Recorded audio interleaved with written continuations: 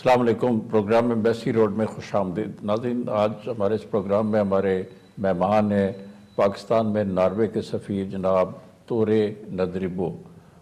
उनसे हम पाकिस्तान और नॉर्वे के दो तरफ़ा ताल्लुक़ात पे बात करेंगे। नॉर्वे पाकिस्तान का एक बेहतरीन दोस्त मुल्क है। वो पाकिस्तान के साथ हर शोबे में ताउन करता चला है और कई शोबों में वो इक़्तिसादी इमदाद भी दे रहा है। पाकिस्तान और नॉर्वे के दरमियान तजारती ताल्लुक़ात भी बहुत करीबी हैं। एक और बात यह है कि पाकिस्तानी बड़ी तादाद में नॉर्वे में रहते हैं, क़याम किया हुआ है उन्होंने, और वो नॉर्वे की तामीर और तरक्की में मसरूफ़ हैं। उनका क्या किरदार है, इसके बारे में हम सफ़ीर साहब से पूछेंगे। और इसके अलावा मुस्तक़बिल में पाकिस्तान और नॉर्वे के ताल्लुक़ात जो हैं उनकी क्या नोयत हो सकती है, किस तरह उनमें इजाफ़ा हो सकता है, उसमें तोसी हो सकती है, इन्हीं मौज़ूआत पर हम बात करेंगे। Ambassador, thank you very much for joining us in this program. My pleasure. Can you say something about, or tell our viewers about Pak-Norway relations? We have had diplomatic relations for quite some time. So what have we achieved in the last many decades of our diplomatic relations? Well, Norway and Pakistan has had diplomatic relations since the establishment of Pakistan in 1947. For many years we didn't have an embassy here, but an embassy was established the late 1990s. Relations have been growing steadily over the years. An important factor is, of course, that we have a Pakistani community, about 40,000 in Norway, who represent an important minority in Norway.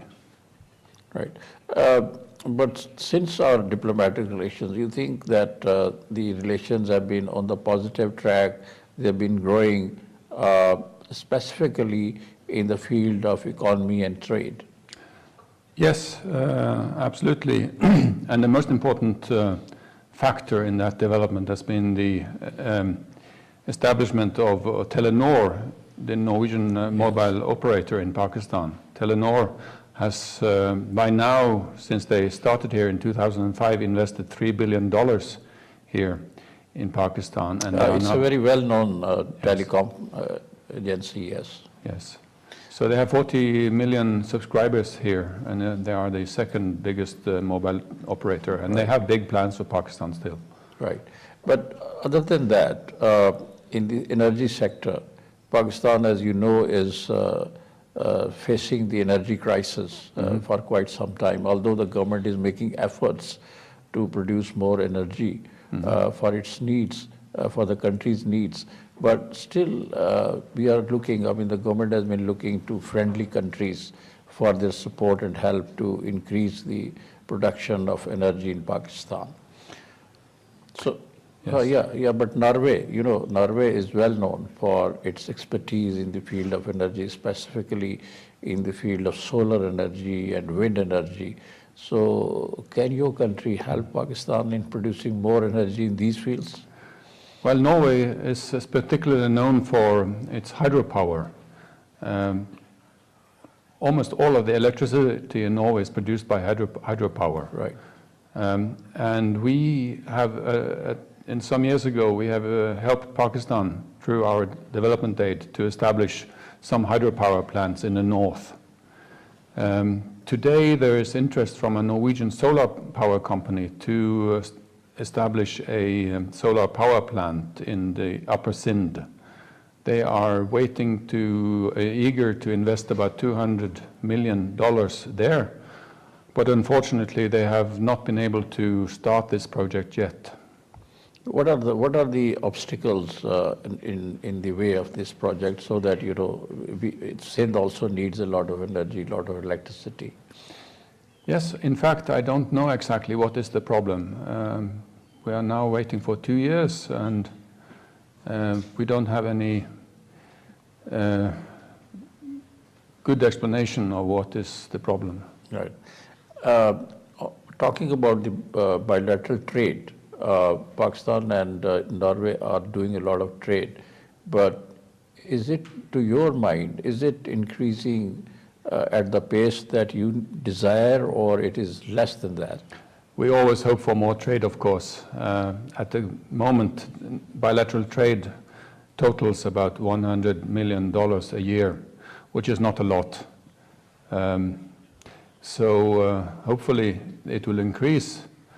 The good thing for Pakistan is that the trade balance is in favor of Pakistan. You export far more goods to Norway than we export goods to Pakistan.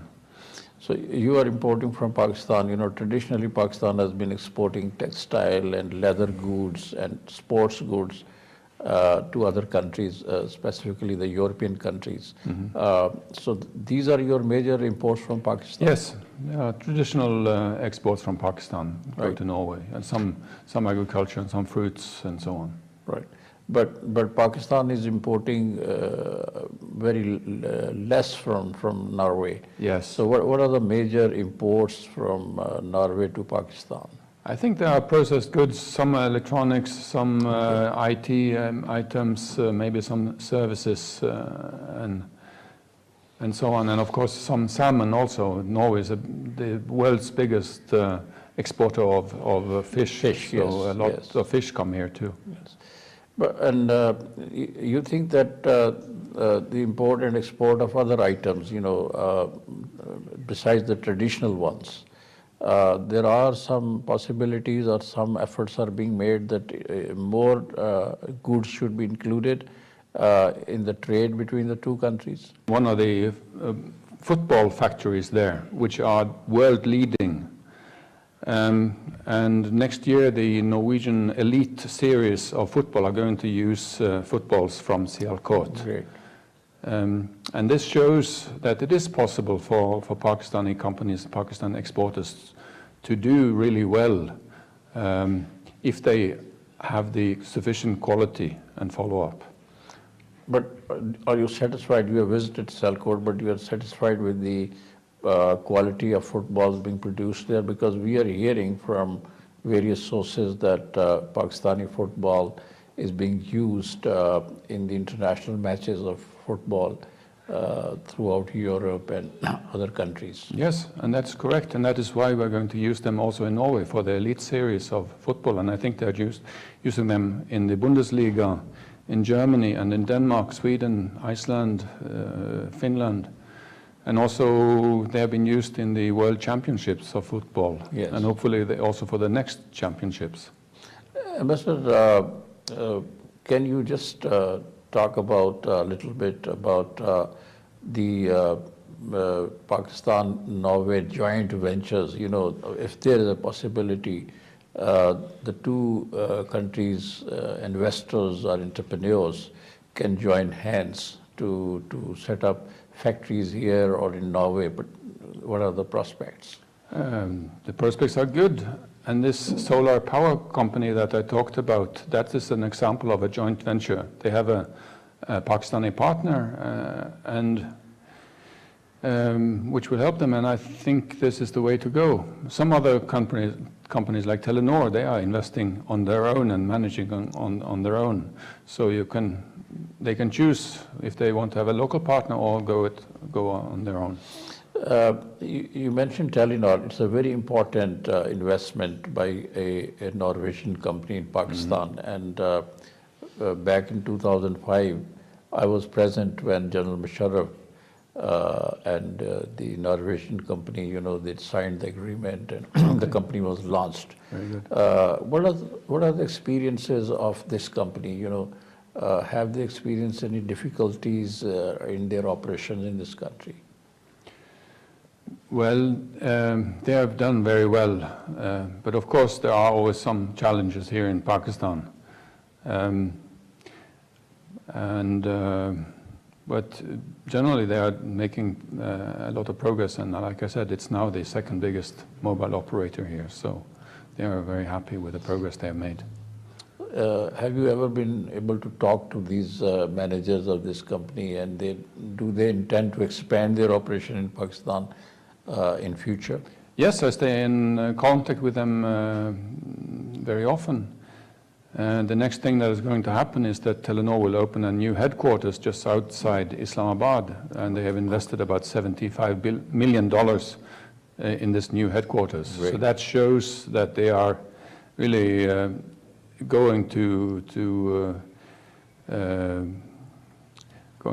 expand in Pakistan. Right. Other than that, in this social field, in the field of education, health, and the training of Pakistani workers, what Nawa-i is doing? I mean, is there any focus on these areas also? You know, Pakistan needs a lot of assistance in improving the educational facilities in Pakistan, the health facilities. Yes, let me say one thing first. Pakistan, first of all, needs to help itself. We are partners, we will assist, but Pakistan needs to make the right initiatives itself, Yes. first of all, concerning health, education, everything.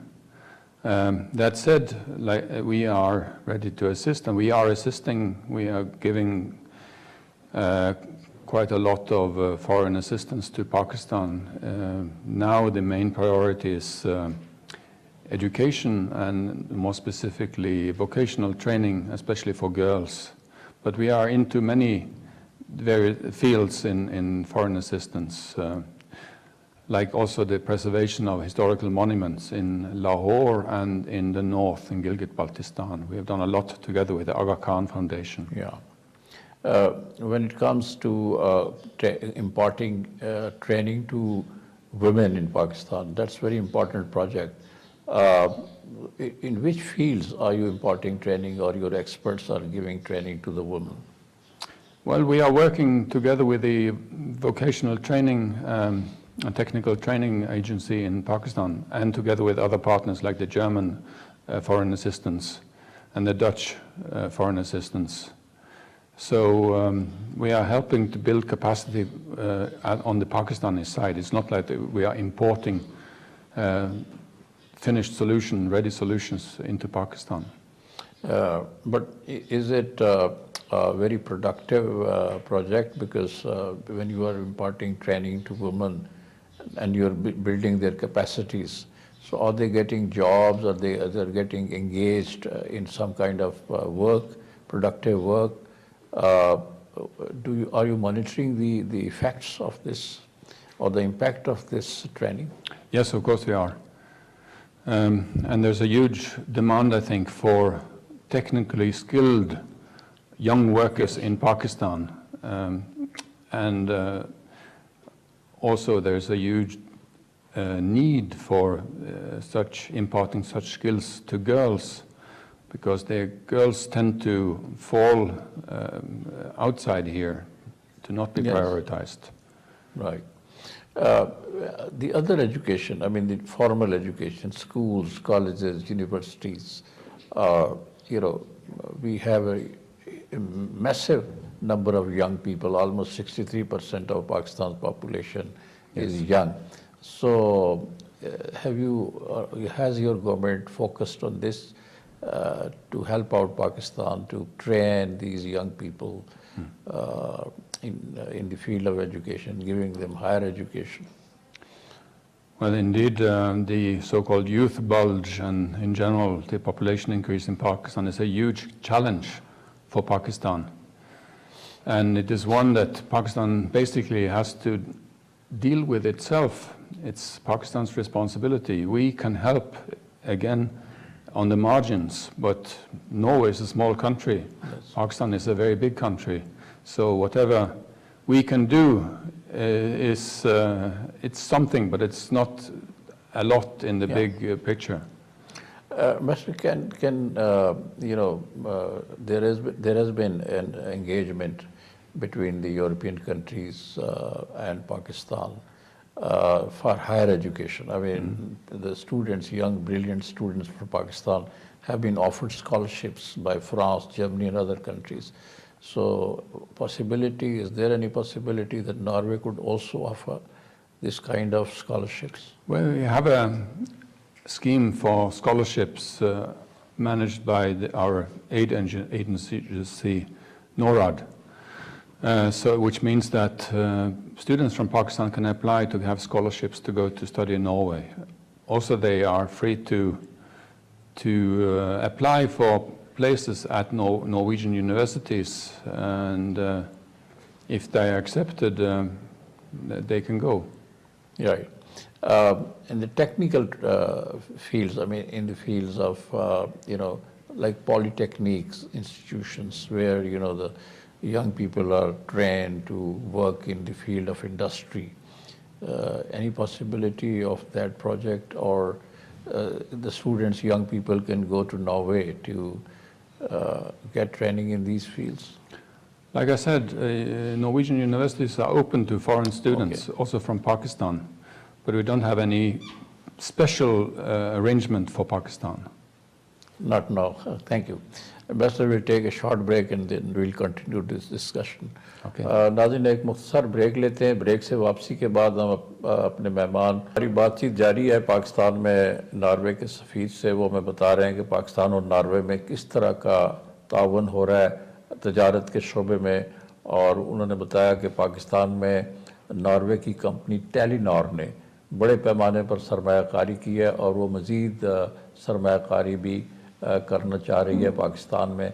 इसके अलावा हमारे दोनों मुल्कों के ताल्लुकात में वुसअत के कई पहलू और इम्कानात हैं जिन पे वो बातचीत कर रहे हैं. Relations, people to people relations are very important. And you just mentioned earlier that almost 40,000 Pakistanis are living in Norway, and they have been there for quite some time. Mm-hmm. How do you look at their role in Norwegian society? Well, when we talk about 40,000, that is the first and second generation Norwegian citizens with a Pakistani background. So we are in fact talking about Norwegian citizens with a Pakistani background and not about Pakistanis. That's important. Mm-hmm. This community has contributed a lot to building Norway over the last 30 or 40 years. They started coming at the late 60s. Yes. And by 1975, there were about 3,000 Pakistanis in Norway, and people with Pakistani background. And after that, the increase in the numbers has been due to family reunification mostly. Just a few weeks ago, a man with a Pakistani background or parents, he was elected the new deputy president of the Norwegian Parliament.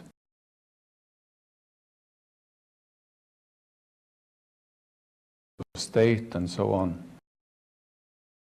Doctors, many engineers have a background from Pakistan. Yeah, but generally speaking, I mean, have they been assimilated in the Norwegian society? You know, there has been a cultural difference between the people of Pakistani origin, and Norway is a different country with different culture, with different history, yes, traditions. So do you think that they are now absorbed in that society?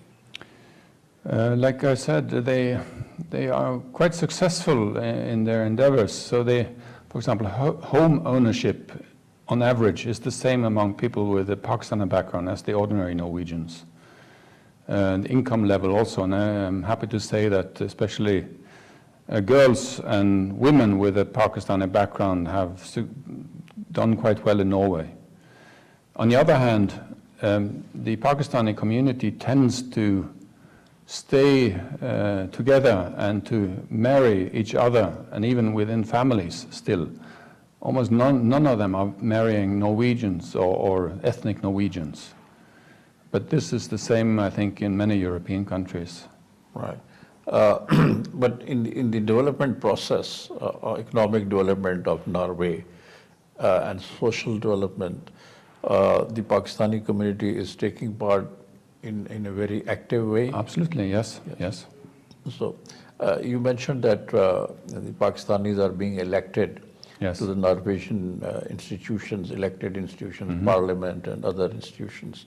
So this tendency is going to go forward in future as well, or there are some possibilities that there could be a law that could bar these kind of people to take part in elections or something? Not at all, of course. Yeah. Since they are Norwegian citizens, they are entitled to have exactly the same rights as anybody in Norway. And I'm sure in the future they will be more and more prominent or take part as just as like anybody, any Norwegian.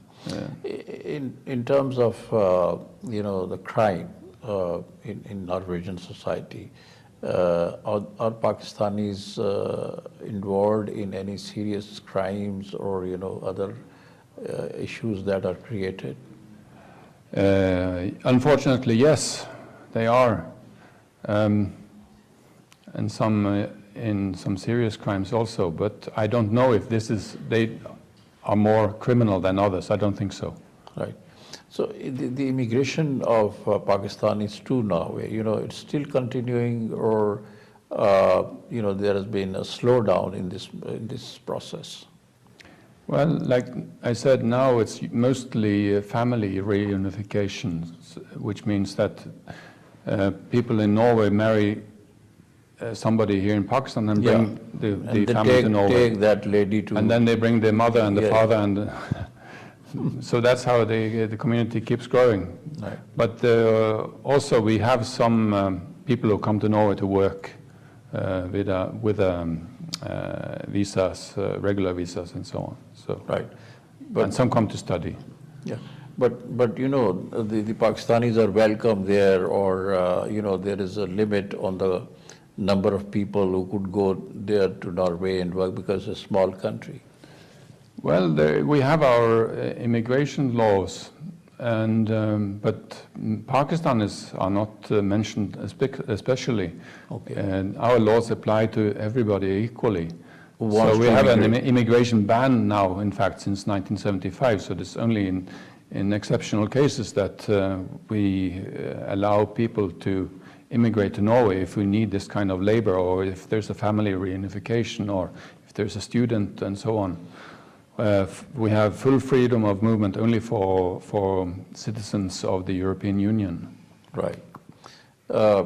Ambassador, Pakistan has signed the agreement with the European Union, which is known as GSP+. Yes. This is a very important agreement, and Pakistan has benefited a lot from that. Some concessions have been granted to Pakistan. Is Norway on board with the European Union that Pakistan should continue to benefit from GSP+? Well, Norway is not a member of the European Union, so we are not part of this arrangement with the GSP+. But on a bilateral level, we have a GSP arrangement with Pakistan. Right. And a number of other countries. That's a unilateral concession from our side, which gives Pakistani goods preferential entry into Norway. Right. So, as you have done this GSP plus with Pakistan, as a result of that, Pakistan has benefited more than Norway has done. Well, I think the trade numbers show that this arrangement is favorable to Pakistan exports to Norway, since the balance is in Pakistan's favor.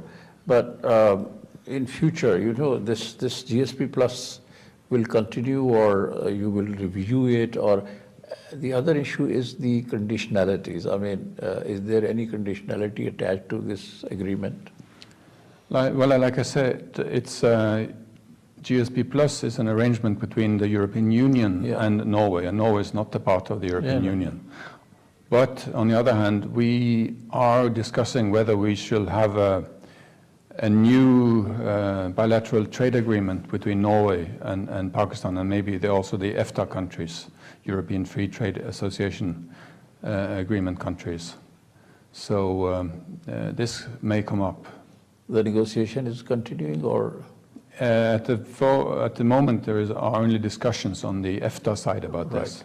Ambassador, at the political level, the relationship between the two countries, Pakistan and Norway, you think you're satisfied with that?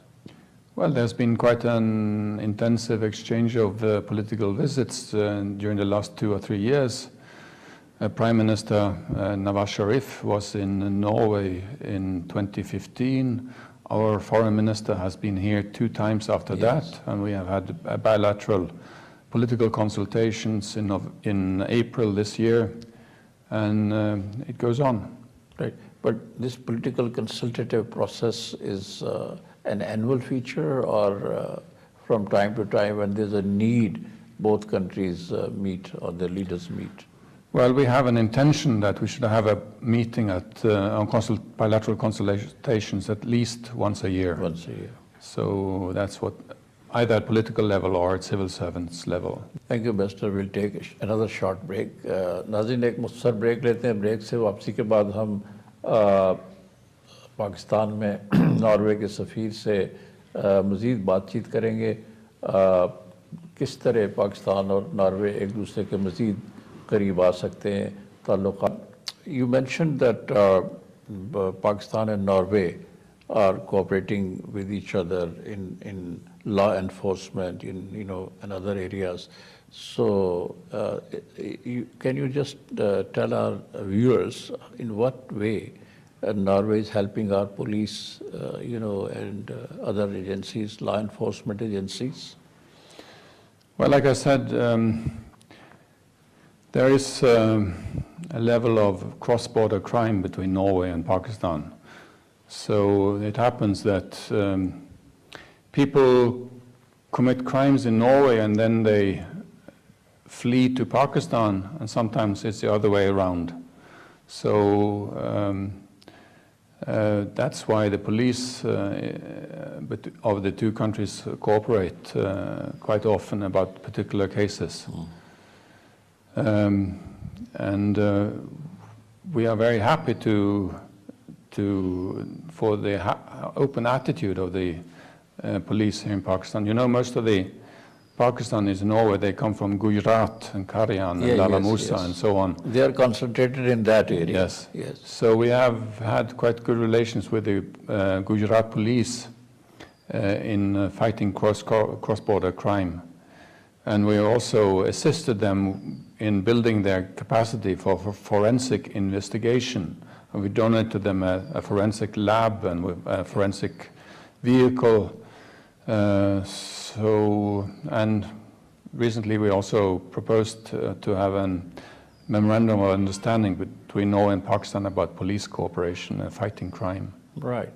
What is the reason? I mean, this is a question, very interesting one, that people from that area, Gujarat, Karya and surrounding areas, only these people have gone to Norway. Is it that when earlier in 60s, 70s, some families went to live in Norway and they started, asking other relatives to come there and unite with them or something like this? Well, I understand that people from Gujarat have been the majority of immigrants from here, also many people in the Netherlands, in the UK, in Denmark come from this region for some reason, and I don't know why. They like to travel, it seems. And like I said, what happened in the case of Norway was that in the late 60s, some people started traveling because we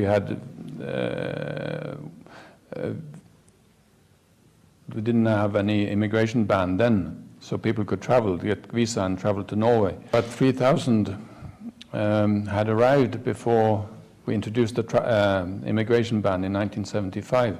And after that, the arrival has been mostly family reunification. Yeah.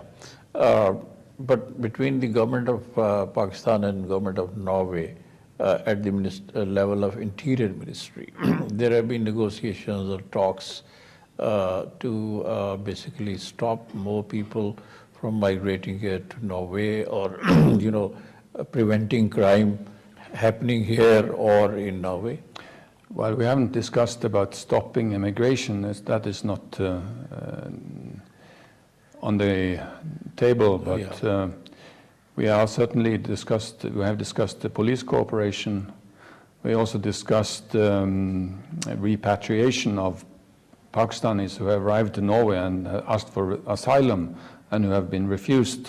Okay. Like in many European countries, they need to come back to Pakistan. So we have signed a Memorandum of Understanding, MOU? No, well, an agreement, a regular agreement between Okay. Norway and Pakistan about the return of refused refugees to Pakistan. Yeah, but on what basis are they seeking asylum in Norway? Political basis or some other basis? Maybe. Well, normally it's political, and some of them pretend to be Afghans because they think they have a better chance to get to stay in Norway and to get asylum if they are Afghans. So those are the people we are sending back. Right. But are there Pakistanis who try to seek refuge in Norway or asylum in Norway in the garb of Afghans, or they're the genuine citizens of Afghanistan?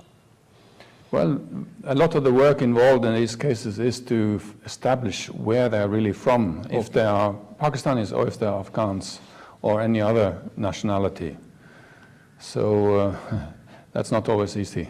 Yeah, it's not easy, but in Pakistan, we believe, I mean, our government and our agencies believe that some of the Afghans who migrated from Afghanistan to Pakistan in 80s, 70s, they've been able to get ID cards, identity cards, and passports. And they are now claiming to be the citizens of Pakistan, but they are Afghans. And that's a very complicated situation. Yes, but this is not the challenge with the refugees in Norway. They claim to be Afghans, even if they are sometimes Pakistanis. Yeah. So, but there is a clear policy line yet that you are not giving asylum to anybody who is looking for or seeking asylum on political basis. Yes, we give asylum on a political basis, but that has to be in accordance with the International Convention on Refugees and Asylum. Yeah. So the whole work is to decide whether they have a good case, a sufficient case or not. Right. The other issue, I mean, the other ground on the basis of which people seek asylum is religious ground. Yes. Are there any cases that Pakistanis seeking asylum in Norway have used that ground? I think we are persecuted by the government of Pakistan or religious people here.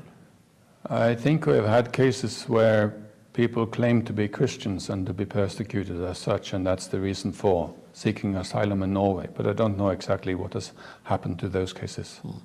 But you mentioned the police cooperation, but this is specifically limited to Gujarat district or division, or it is also expanded to the whole of Pakistan.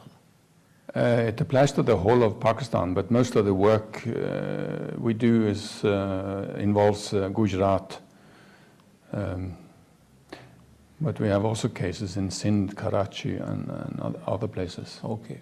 So are police officers invited from Pakistan, from these regions or elsewhere, to Norway for training, or some Norwegian experts, they come to Pakistan to give them training? It's more that the Norwegians come to Pakistan to train police here. And then, like I said, we have also given forensic investigation labs and forensic vehicles to the police in Gujarat, and we have given them instruction on how to operate these. Right. But the generations that have been born in Norway with Pakistani origin, their trend and their attitude and their behavior is different from what their ancestors' behavior was? I think so. Staying in Norway, growing up in Norway will, of course, influence you, and there are differences between the generations in Generation gap. I guess so. Yeah. So, but there's no tendency in them to return to Pakistan or to have frequent visits to Pakistan and have relations here. Oh yes, that's quite interesting. The Pakistani community in Norway, they travel back and forth very often. When I go to Norway with the PIA flights, they are usually quite full. So there's a lot of back and forth. Yeah, and they're buying properties in Pakistan, and they're investing in Pakistan as well. I suppose so, yes, but we don't have statistics on that. On that, yeah, and on the immigration side, any other agreement or arrangement so that you could be able to, or both countries are able to address the challenges in this field? Well, with this new repatriation agreement, I think the legal basis that we need is there, and we don't have any other expectations at the moment. So I think we are fine with the situation as it is. Right. Anything that you want to add for the Pakistanis as an ambassador of Norway? Give a message to the people here in Pakistan? Well, I appreciate that the security situation in Pakistan is improving, and I think this is going to help improve also trade and investment from Norway to Pakistan, and vice versa. I sincerely hope that the authorities here will follow up on that, not only fighting terrorism, but also enacting and implementing the National Action Plan. Because I think this security situation is important and also an important impediment to trade and investment still. But it is improving, and we appreciate that a lot. So with the security situation improving, obviously in the last couple of years at least, yes, it has improved significantly. So Norwegian entrepreneurs and investors, they could be convinced to come to Pakistan and invest here. Yes, and so the government will just have to keep up its good work in this regard, and also dealing with the reasons, the sources of extremism and terrorism, and Pakistan will become a normal country like any other, and that will certainly help trade and investment. Yeah. Another aspect is tourism. Pakistan is yes, given nature is very kind. Pakistan has been bestowed with natural beauty, and it could be a tourist paradise. Yes.